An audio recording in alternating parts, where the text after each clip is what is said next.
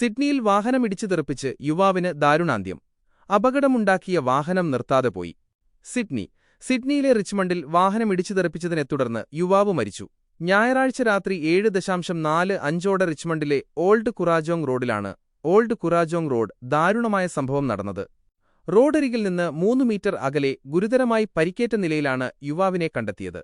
അതുവഴി പോയ മറ്റൊരു യാത്രക്കാരനാണ് ഇദ്ദേഹത്തെ ആദ്യം കാണുന്നതും രക്ഷിക്കാൻ ശ്രമിച്ചതും. പാരാമെഡിക്കൽ സംഘം ഉടൻ സ്ഥലത്തെത്തിയെങ്കിലും ജീവൻ രക്ഷിക്കാനായില്ല. മരിച്ചയാളെ ഔദ്യോഗികമായി തിരിച്ചറിഞ്ഞിട്ടില്ലെങ്കിലും 20 വയസ്സിൽ താഴെ പ്രായമുള്ള യുവാവാണെന്നാണ് പോലീസിന്റെ പ്രാഥമിക നിഗമനം. അപകടമുണ്ടാക്കിയ വാഹനം നിർത്താതെ പോയതായാണ് പ്രാഥമിക അന്വേഷണത്തിൽ വ്യക്തമാകുന്നത്. സംഭവസ്ഥലത്തുനിന്ന് രക്ഷപ്പെട്ട വാഹനം കണ്ടെത്താൻ പോലീസ് അന്വേഷണം ഊർജിതമാക്കിയിട്ടുണ്ട്.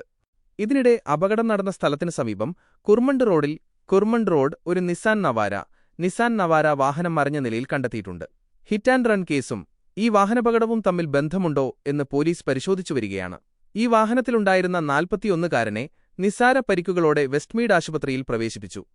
സംഭവവുമായി ബന്ധപ്പെട്ട് എന്തെങ്കിലും വിവരം ലഭിക്കുന്നവർ ക്രൈം സ്റ്റോപ്പേഴ്സുമായി ബന്ധപ്പെടണമെന്ന് പോലീസ് അഭ്യർത്ഥിച്ചു.